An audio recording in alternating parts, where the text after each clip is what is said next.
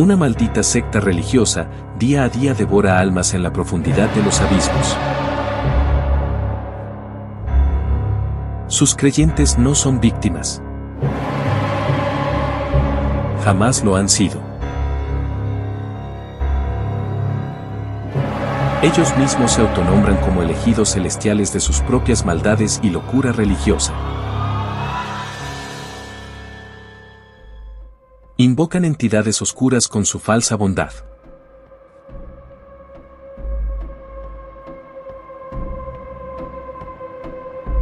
Ellos dicen creer en Jesús. Y con sus bocas, conocimiento y actividades lo rechazan. Tocan puertas anunciando una falsa salvación divina. Y en realidad solo predican amargura, odio y vacío en sus almas fétidas, carcomidas por su propia psicosis intelectual. En ocasiones cambian el nombre de su agrupamiento religioso.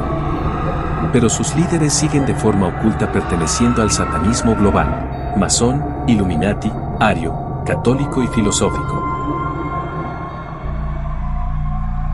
Terror psicológico es su real enseñanza.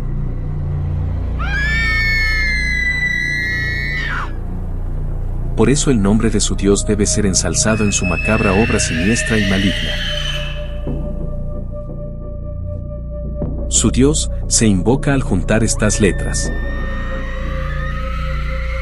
J, E, H, O, V y la letra Al. Jehová.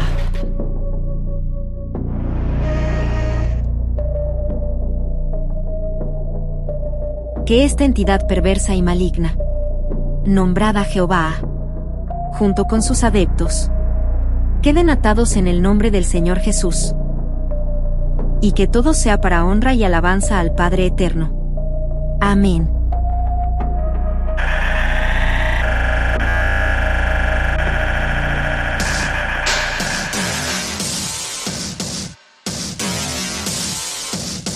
Como dice el título, Jehová en verdad es Satanás.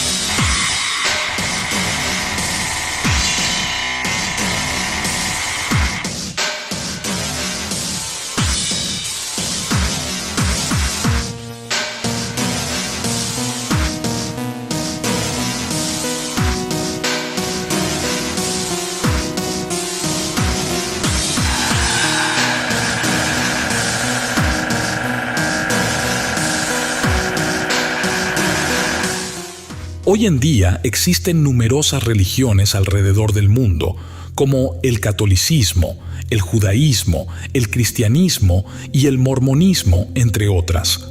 Sin embargo, en esta ocasión quiero compartirte mi desafortunada experiencia con una de estas confesiones, los Testigos de Jehová. Probablemente ya estés familiarizado con esos misioneros vestidos de traje que suelen tocar a las puertas intentando difundir las enseñanzas de su fe. Pero lo que muchos no saben es que esa es solo la fachada de una estructura mucho más compleja. Fui víctima de lo que considero una secta y perdí mucho más de lo que podrías imaginar. Hasta el día de hoy continúo enfrentando el acoso de sus miembros. Permíteme contarte mi historia a continuación.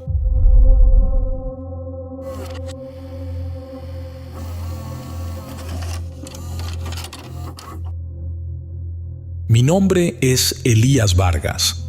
Tengo 67 años y este es mi último intento de advertirle al mundo antes de que sea demasiado tarde. Lo que voy a contarles no es fácil de creer, pero les aseguro que todo lo que diré es real. Esta confesión no es para buscar redención ni compasión. Es una súplica para que abran los ojos antes de que caigan en las mismas garras que casi acabaron conmigo.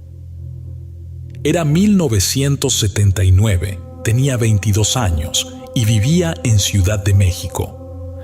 Mi vida había sido una cadena interminable de desgracias, como si el destino disfrutara aplastarme una y otra vez.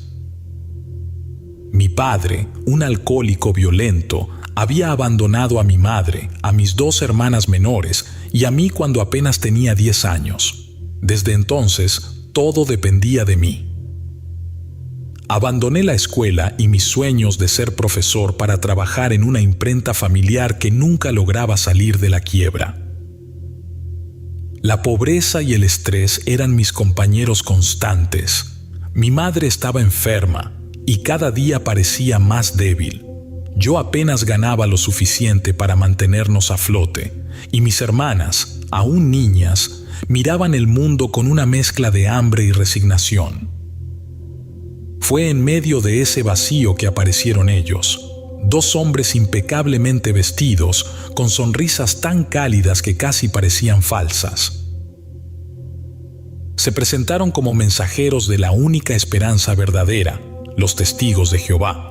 Su discurso era como un bálsamo para mi desesperación. Me hablaron de un mundo sin sufrimiento, sin pobreza, sin dolor. Todo lo que tenía que hacer era unirme a ellos, seguir sus enseñanzas y traer a mi familia bajo el ala protectora de Jehová. Acepté sin dudarlo. No era porque creyera en lo que decían, sino porque estaba tan desesperado que cualquier promesa de alivio era suficiente. Empecé a asistir al Salón del Reino y rápidamente me dieron un trabajo en una de sus imprentas. Por primera vez en años sentí que podía respirar. Mi madre tenía medicamentos, mis hermanas ropa nueva, y yo creía que finalmente habíamos encontrado algo parecido a la paz. Pero la calma era una máscara. Detrás de sus sonrisas y sus palabras dulces había algo oscuro, algo que me empezaría a consumir antes de darme cuenta. Todo comenzó una noche cualquiera. Estaba limpiando el Salón del Reino después de una reunión, cuando encontré un cuaderno pequeño y desgastado en una esquina de la oficina de los ancianos. Curioso, lo abrí. Lo que vi hizo que mi estómago se encogiera. Nombres tachados, frases en un idioma que no entendía y un dibujo aterrador. Era un círculo rodeado de triángulos lleno de letras extrañas. El hermano Jacobo, uno de los líderes de la congregación, apareció detrás de mí antes de que pudiera reaccionar. Su sonrisa habitual había desaparecido, reemplazada por una frialdad que me heló los huesos. «Algunas cosas no son para tus ojos, Elías», me dijo, quitándome el cuaderno con una calma inquietante.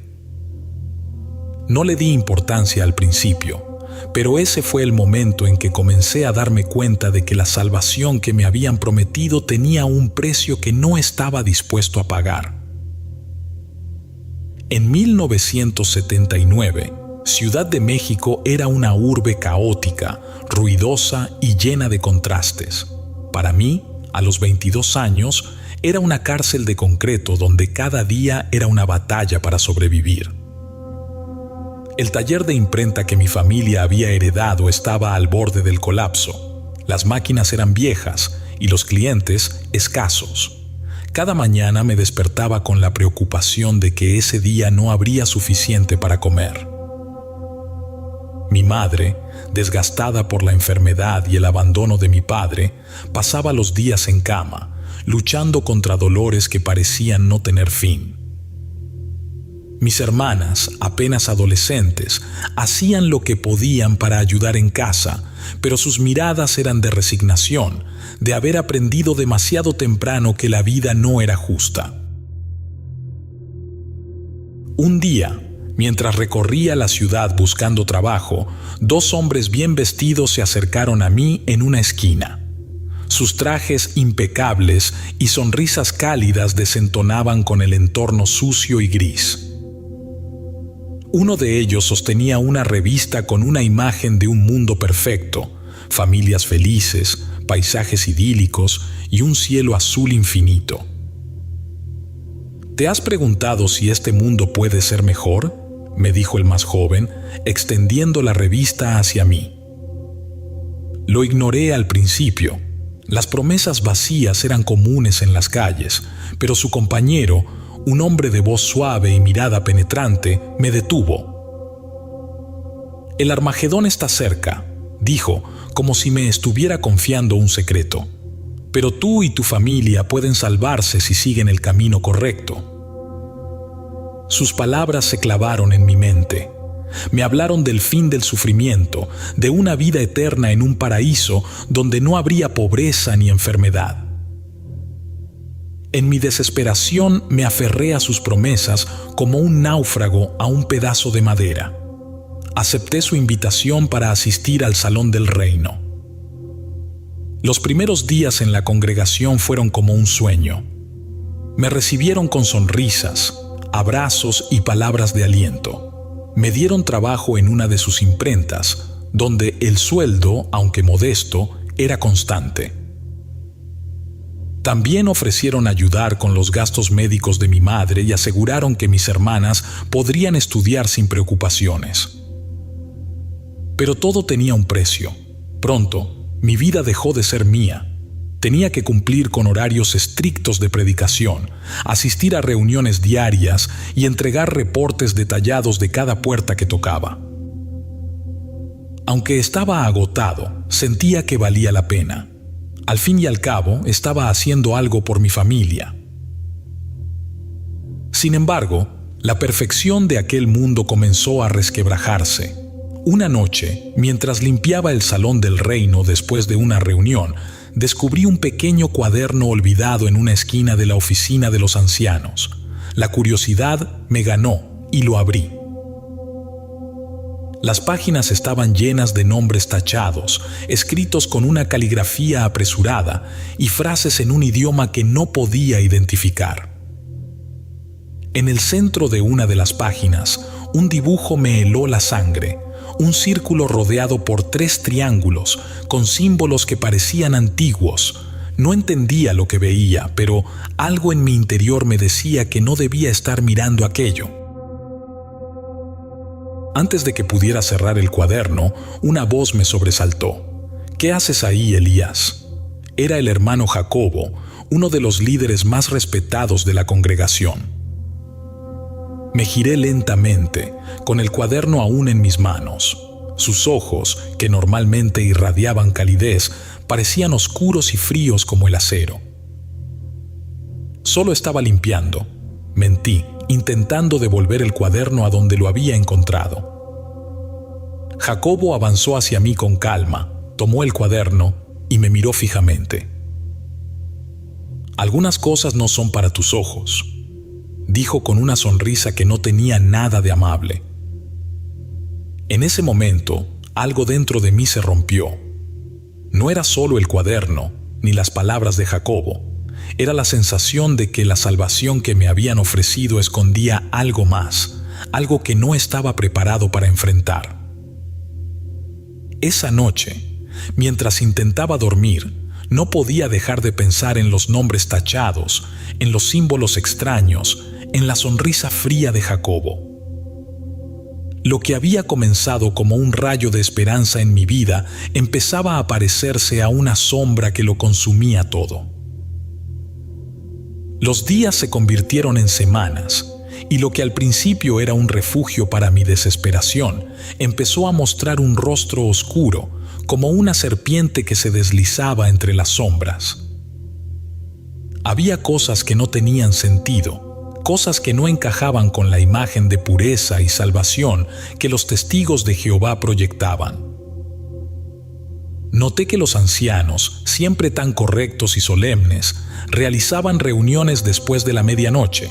Decían que eran discusiones administrativas, pero lo extraño era que nadie más podía participar. Una noche, mientras regresaba de limpiar el Salón del Reino, vi luz filtrándose por las rendijas de las ventanas.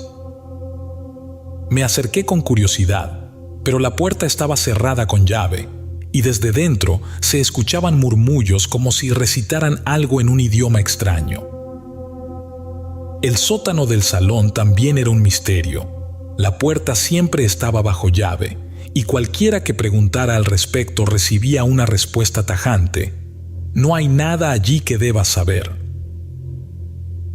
Pero lo que más me inquietaba era que, a pesar de las advertencias, a veces se escuchaban ruidos provenientes de ese lugar.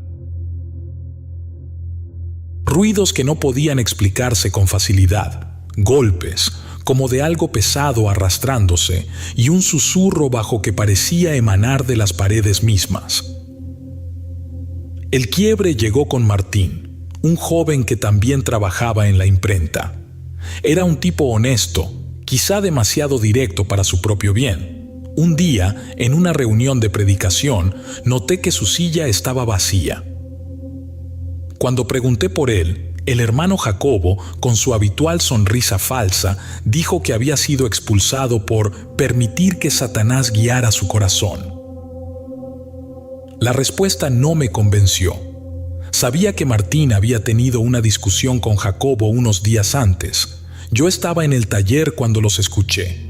Martín, con una mezcla de enojo y miedo, cuestionaba el destino del dinero de las donaciones. Dijo algo sobre desviaciones inexplicables y exigió una respuesta. Jacobo, con voz tranquila pero amenazante, le pidió que no se entrometiera en asuntos que no le correspondían. Esa noche no pude dormir. Algo me decía que Martín no había sido simplemente expulsado. Cuando volví a la imprenta al día siguiente, encontré su estación de trabajo vacía. Incluso las herramientas que solía usar habían desaparecido, como si nunca hubiera estado allí. Días después, mientras volvía a casa tras una sesión de predicación, escuché algo que me dejó paralizado. Pasaba frente al salón del reino cuando un sonido bajo y monótono rompió el silencio de la noche. Cánticos. Mi curiosidad me superó y me acerqué a una ventana que dejaba entrever el interior. Lo que vi me heló la sangre.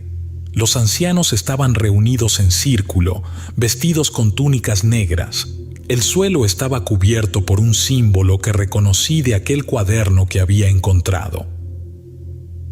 El círculo con los triángulos y los extraños caracteres alrededor. Velas negras iluminaban la escena, proyectando sombras que parecían moverse con vida propia. En el centro del círculo yacía el cuerpo inerte de un animal, un cabrito, desangrado. No podía apartar la mirada. Los ancianos recitaban palabras que no entendía, pero que parecían vibrar en el aire, como si el mismo espacio las rechazara. Las llamas de las velas se agitaban sin razón aparente, y el hermano Jacobo, en el centro del grupo, alzó las manos sobre el animal muerto, pronunciando una última frase que terminó en un silencio sepulcral.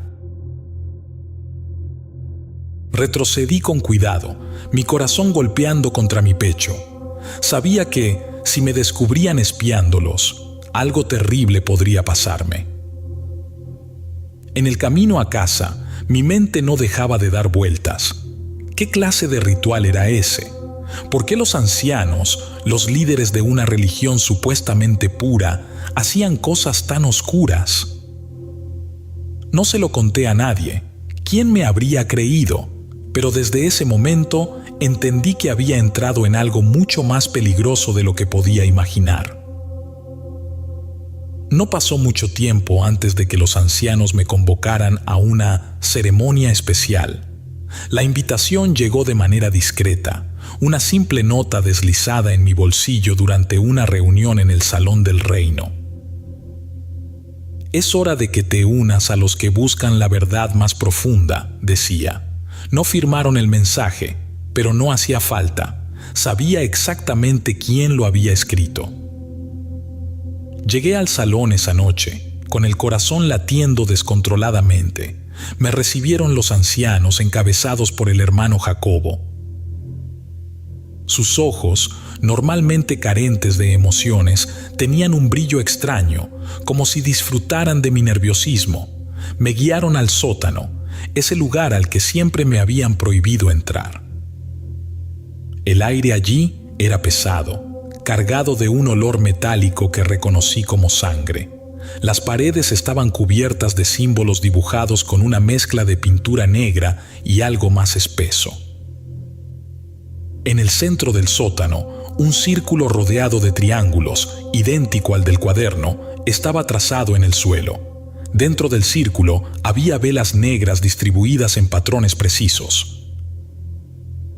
En el centro del dibujo, un cabrito estaba atado, temblando y balando débilmente.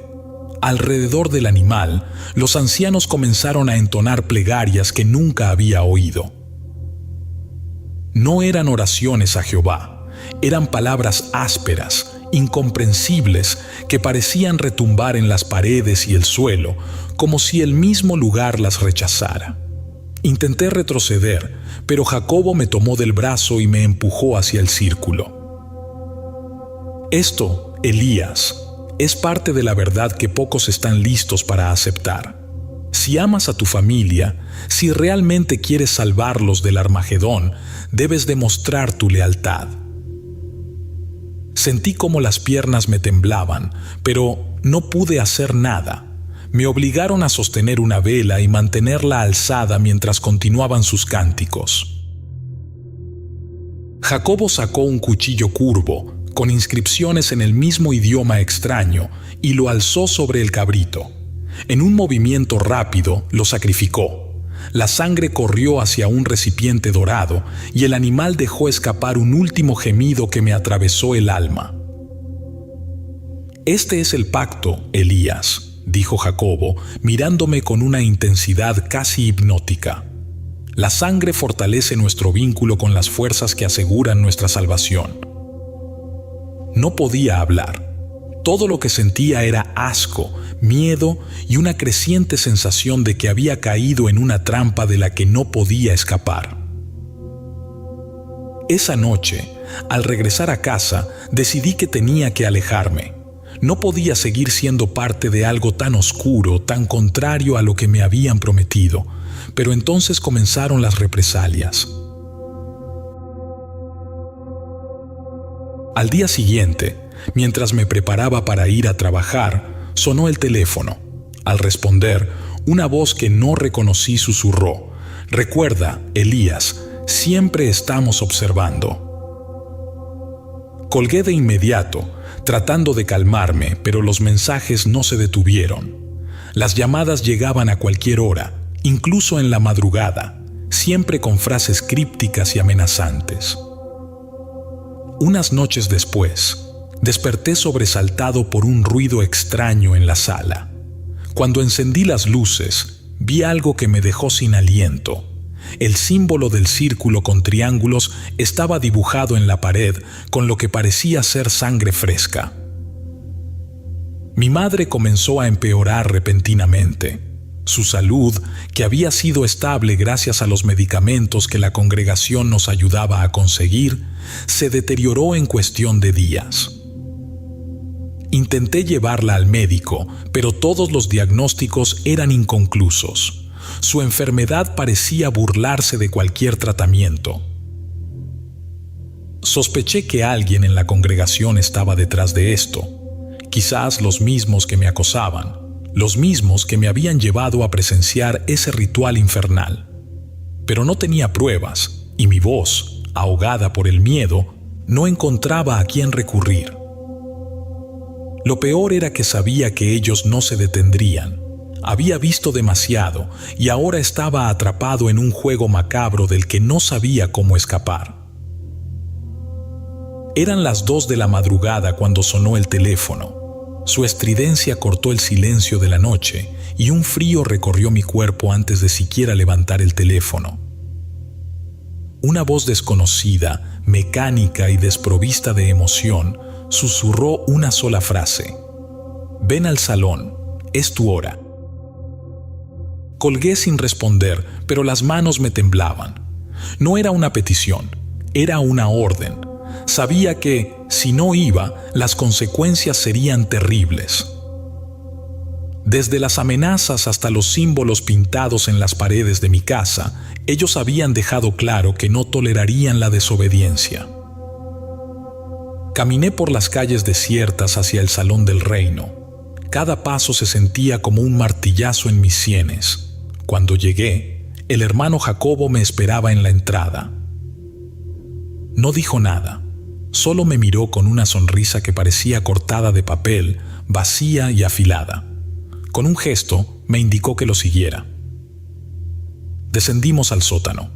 El aire se sentía más pesado con cada escalón, como si el lugar mismo estuviera vivo, pulsando con una energía maligna. Cuando llegué al último peldaño, la escena que se desplegó frente a mis ojos me dejó paralizado. El sótano era un templo macabro. Las paredes estaban cubiertas de símbolos que reconocí del cuaderno que había encontrado meses atrás, pero ahora estaban pintados con una mezcla espesa que parecía sangre. Las velas negras dispuestas alrededor del espacio lanzaban sombras danzantes que parecían moverse con vida propia, como si algo las estuviera manipulando. En el centro, sobre una mesa ceremonial de madera oscura, estaba Isabel.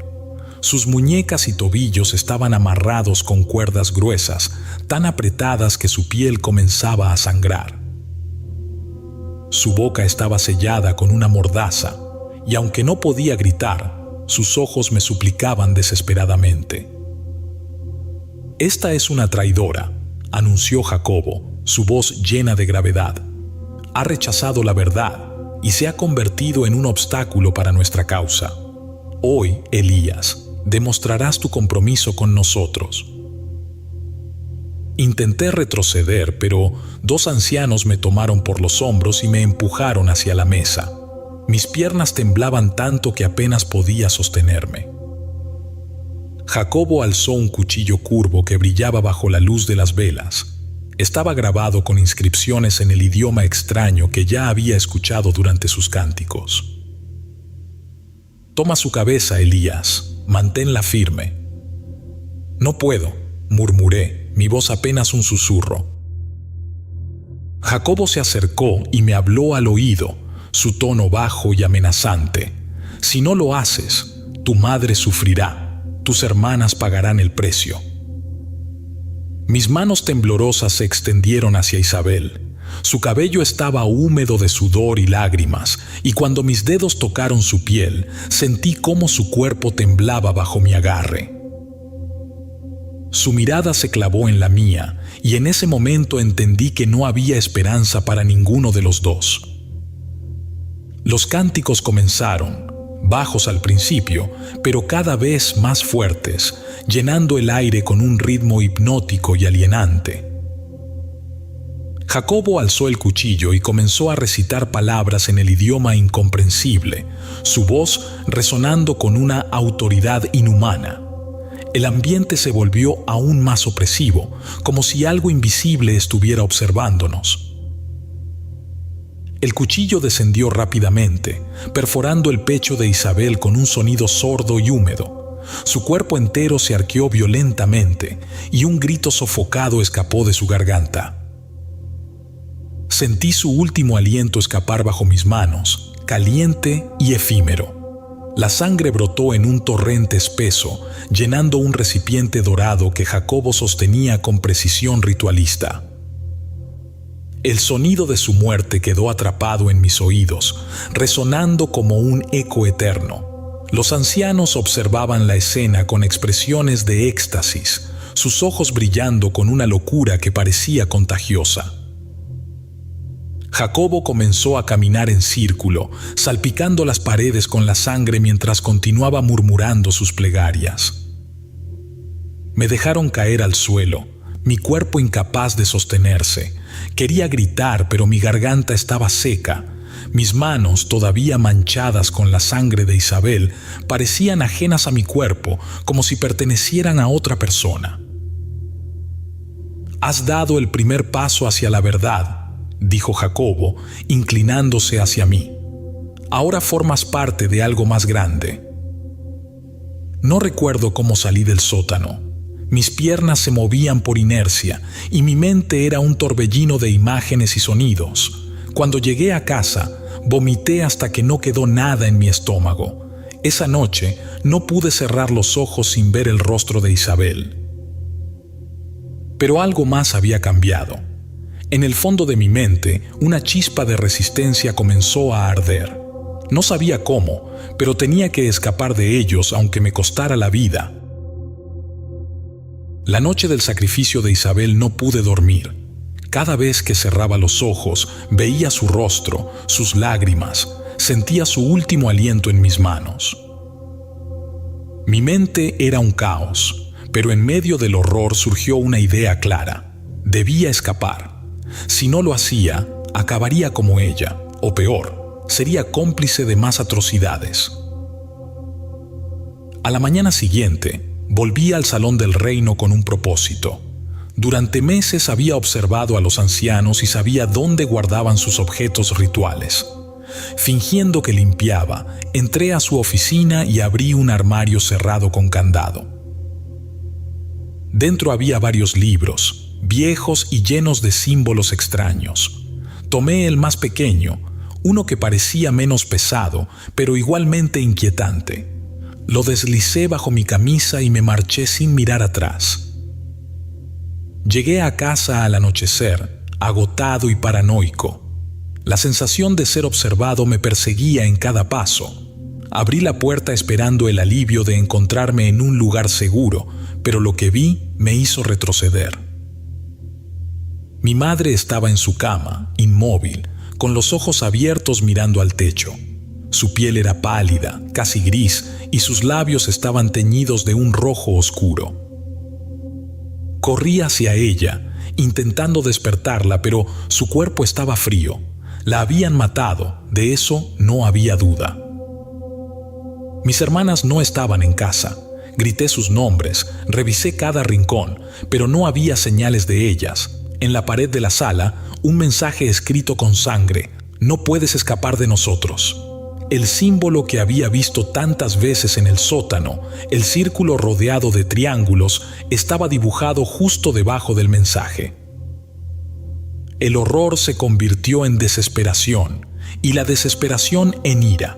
Llamé a la policía, les conté todo: los rituales, el sacrificio de Isabel, la muerte de mi madre y la desaparición de mis hermanas, pero los oficiales me miraron con incredulidad.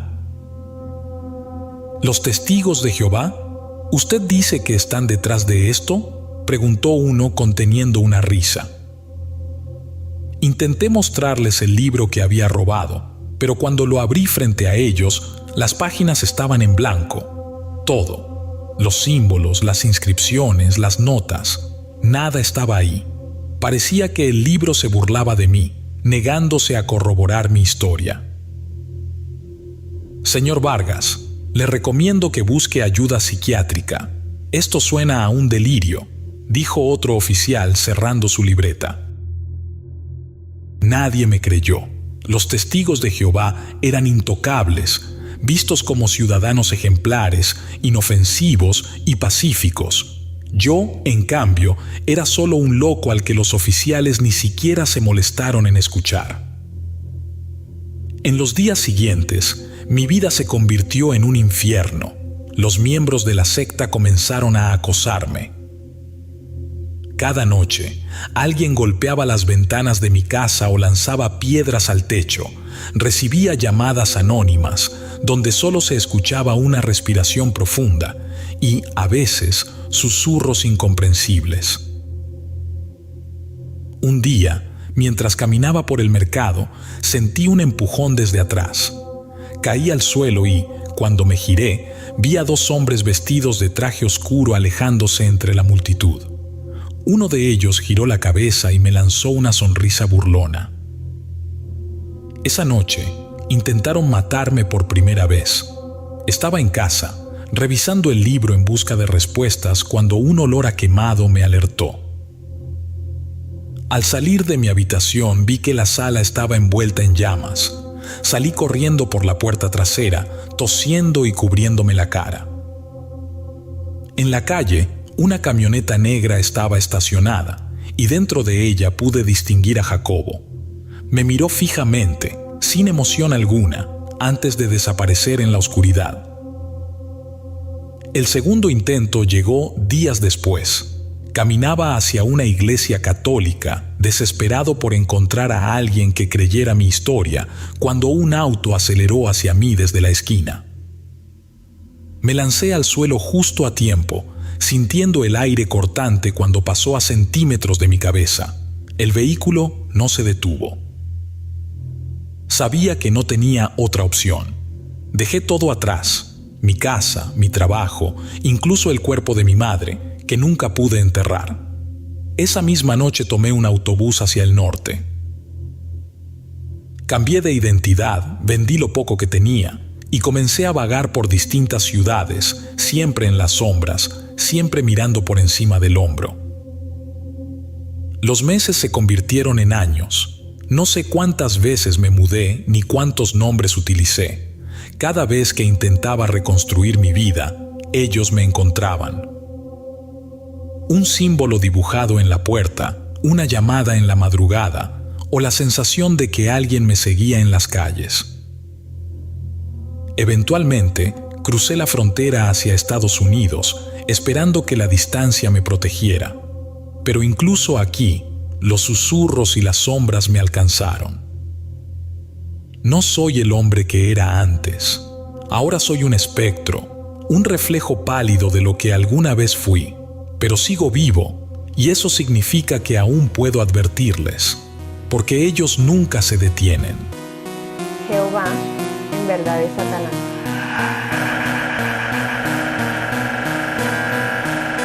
Jehová en verdad es Satanás.